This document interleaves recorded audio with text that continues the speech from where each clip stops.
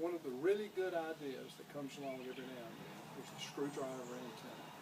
And the screwdriver antenna pretty well solves the problem of changing frequency on a mobile antenna. This is an example of a screwdriver. There are a lot of kinds. This was made by K4POZ Posey in Atlanta. It goes from 10 meters to 80. But one problem that is not solved is how to raise and lower it. Because when you see a parking deck, a bridge, your garage, you're going to have to put it down. Well, that's a problem. That's what this tries to solve. Now, it doesn't solve it completely because you still have to get out of the car, but it's pretty close.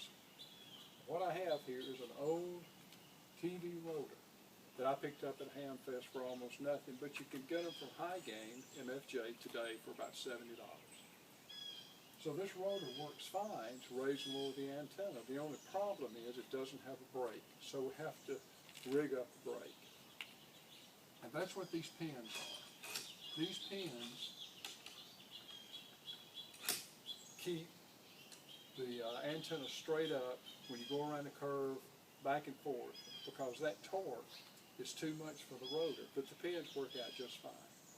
So right now we're straight up. So if I take the pins out, and I have a remote control here for the rotor, which you can get. You have to get these from Channel Master, I believe. It's where I got this from off the internet. So all we do is give it a heading. Now, of course, you have to think about this because the rotor's made to be sitting horizontal. So when you're giving it a heading, 90 degrees will be east. Well, in this case, 90 degrees is lying down. So you sort of have to adjust that in your head.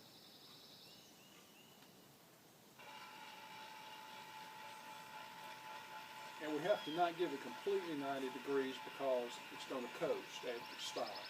So you go 75 degrees or so. Let it stop. And then we'll coast. So there we go. Now we're down. So now to bring it back up, we just take 90 degrees off of where it is, and it won't be exact because of that coasting.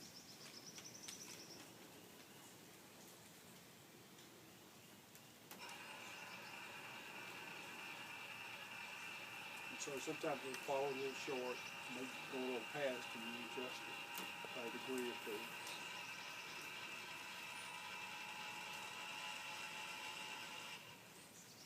That's pretty close.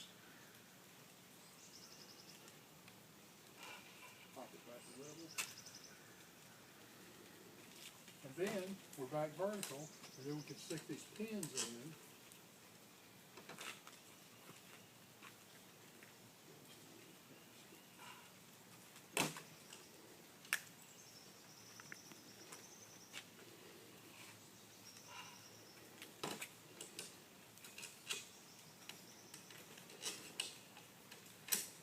Ready to go.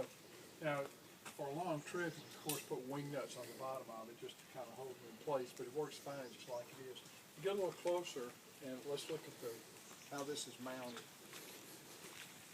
You come around to this side, then you'll see that it's all PVC, just PVC here. And this is, I think it's 2-inch PVC. It's just cut with clamps around here, just so all this is insulated. And because this is actually, the center of the coax goes to here on the antenna, so it can't touch any of that. And then it's just glued with standard PVC glue. This piece is into these couplings and then hooks into the rotor, just with the clips that came with the rotor. And then this piece here is some other clips that just hold these pieces tight against this so it doesn't move up and down as you're traveling. But it works fine. I've had it on the highway, 70, 80 miles an hour. It works just fine. And of course, since it's on the center of the car, top of the car, which is really the only place to put a mobile antenna to really get good performance. The SWR is 1.1 or so, and works great. Get great signal reports with it. Screwdriver antenna works fine. So now you can control the frequency with a normal screwdriver, and then you can raise it and lower it without too much trouble. Now, of course, it would be better to actually do it without having to get out of the car, but the problem is, like I mentioned, this rotor doesn't have a brake, so you have to have this mechanical piece to hold it in place.